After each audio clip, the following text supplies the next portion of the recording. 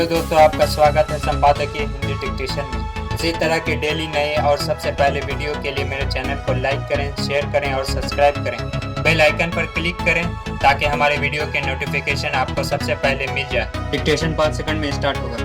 5, 4, 3, 2, 1, start.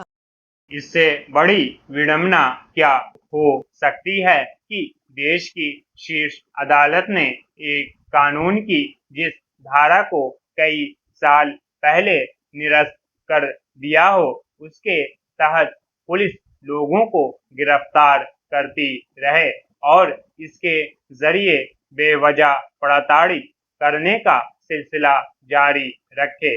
यह एक तरह से कानून को लागू करने वाली संस्था पर गंभीर सवालिया निशान है।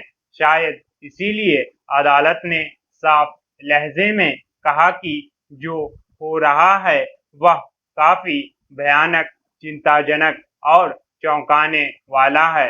अदालत की टिप्पणी अपने आप में यह बताने के लिए काफी है कि पुलिस कैसे अपनी मर्जी से किसी कानून की धारा का इस्तेमाल करती है और लोगों को नाहक ही इसका खामियाजा भुगतना पड़ता है, जबकि न्यायालय की समूची अवधारणा इस बात पर निर्भर करती है कि जमीनी स्तर पर आम लोगों के साथ पुलिस का बर्ताव कैसा होता है और कानूनों के अमल को लेकर वह कैसा रवैया अपनाती है।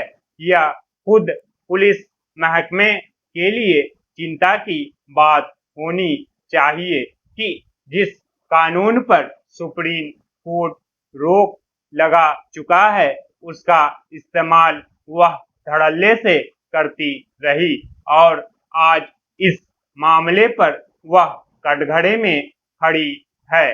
गौरतलब है कि अदालत के 3 सदस्यीय पीठ ने एक संगठन के आवेदन पर सूचना प्रौद्योगिकी अधिनियम की धारा 66A के दुरुपयोग के सवाल पर केंद्र सरकार को नोटिस जारी किया। इस मामले में शिकायतकर्ताओं की ओर से कहा गया है कि 11 राज्यों में जिला न्यायालयों के समक्ष 1000 से ज्यादा मामले अभी भी लंबित और सक्रिय हैं, जिनमें आरोपी व्यक्तियों पर धारा 66A के तहत मुकदमा चलाया जा रहा है। सवाल है कि जब सुप्रीम कोर्ट ने 24 मार्च 2015 में श्रेया सिंघाल मामले में इस धारा को निरस्त कर दिया था, उसके बाद भी इसके तहत निचली अल मुकदमे इस आधार पर चल रहे हैं। जाहिर है पुलिस अपने इस धारा के तहत प्राथमिकी दर्ज करती रही। हालांकि केंद्र सरकार की ओर से यह कहा गया कि सुप्रीम कोर्ट ने प्रावधान को रद्द कर दिया है और अभी यह धारा बियर एक्ट में मौजूद है। यानी जब पुलिस अधिकारी को मामला दर्ज करना होता है तो वह नीचे लिखी टिप्पणियों को देखे बिना सिर्फ धारा देखता है। किसी कानून के तहत कार्रवाई करने वाली पुलिस की इस लापरवाही के नतीजे के तौर पर अगर किसी को प्रताड़ित होना पड़ता है तो इसकी जवाबदेही किस पर आती है? यह बेवजह नहीं है कि सुप्रीम कोर्ट ने इसे आश्चर्यजनक और भयानक माना है। यह जगजाहिर रहा है कि सूचना प्रौद्योगिकी अधिनियम की इस धारा का इस्तेमाल किस तरह अभिव्यक्ति की आजादी को बाधित करने के लिए किया गया। सोशल मीडिया या स्वतंत्र मंचों पर की गई टिप्पणियों को मनमाने तरीके से आपत्तिजनक की परिभाषा में डालकर लोगों को गिरफ्तार करना और प्रताड़ित करना एक चलन बनता जा रहा था। इस कानून के तहत इंटरनेट पर आपत्तिजनक टिप्पणियां करने के आरोप में किसी व्यक्ति को 3 वर्ष तक की जेल की सजा हो सकती थी।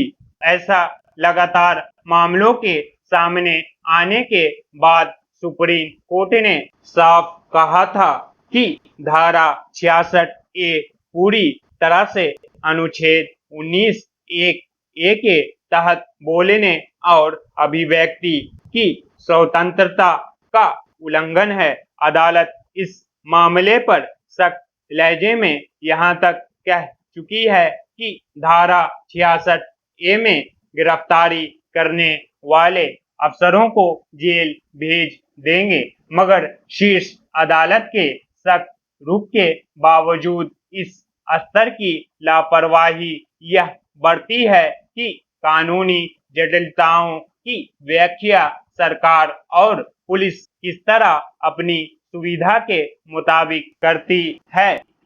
अफगानिस्तान फिर से गंभीर संकट में है।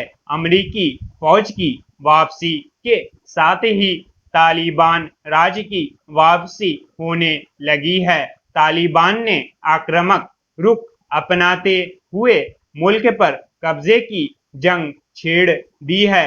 दावा है कि देश के 421 जिलों में से 150 से अधिक जिलों पर इसका नियंत्रण हो चुका है। जैसे जैसे तालिबान लड़ाके आगे बढ़ रहे हैं, अफगान सैनिक पहले ही हथियार डाल दे रहे हैं। अफगान सेना के कई सैनिक तो जान बचाने के लिए पड़ोसी देश ताजिकिस्तान में भाग गए। इससे सहज ही यह अंदाजा लगाया जा सकता है कि अफगान बलों की स्थिति कमजोर पड़ चुकी है। वे तालिबान लड़ाकों का सामना करने से हार चुके हैं। यह बड़े खतरे का संकेत है। अगर तालिबान इसी तरह लड़ता हुआ देश के दूसरे हिस्सों पर कब्जा जमाने में कामयाब हो गया तो देश फिर से आदिम युग में चला जाएगा। सच तो यह है कि अफगानिस्तान आज युद्ध के जिस दलदल में फंसा है उसके मूल में अमेरिकी नीतियां हैं। पहले तो वर्षों तक यह मुल्क रूस और अमेरिका की जंग का अखाड़ा बना रहा। फिर सितंबर 2001 में न्यूयॉर्क और वाशिंगटन में अल-कायदा के आतंकी हमलों के बाद अमेरिका ने तालिबान और अल-कायदा को मिटाने के लिए अफगानिस्तान में डेरा जमाया, जबकि तालिबान और अल-कायदा को खड़ा करने में अमेरिका की ही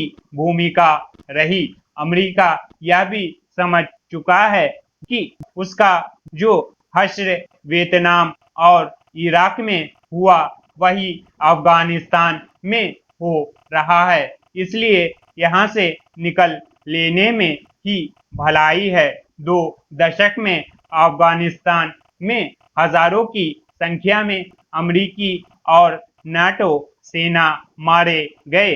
अमेरिकी अर्थव्यवस्था पर भी इसका असर पड़ रहा था, इसलिए अमेरिका अफगानिस्तान को अपने हाल पर छोड़कर चल दिया।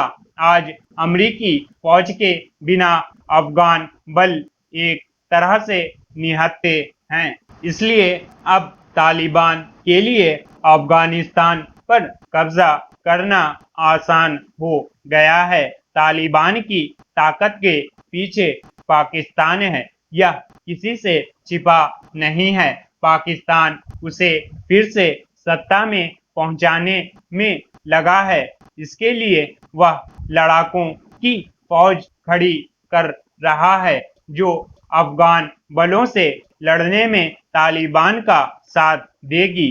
पिछले दिनों तालिबान ने अफगानिस्तान के कई शहरों में आत्मघाती हमले भी किए ताकि लोग दहशत में आ जाएं और घरों से निकलना बंद कर दें। उसने अपने कब्जे वाले इलाकों में फिर से तालिबानी कानून लागू कर दिए हैं। महिलाओं का घर से निकलना बंद है।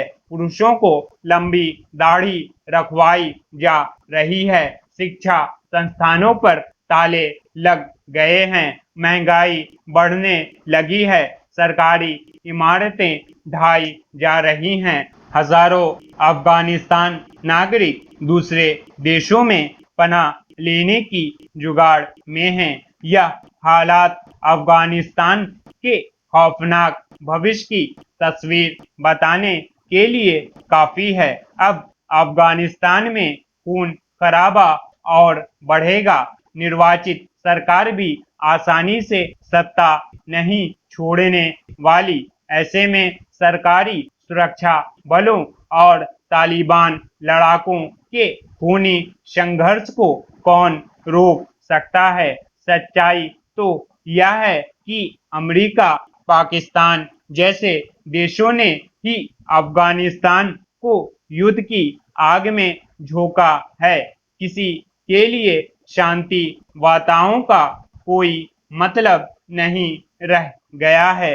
अफगानिस्तान की ये हालत भारत के लिए भी परेशानी पैदा कर रहे हैं।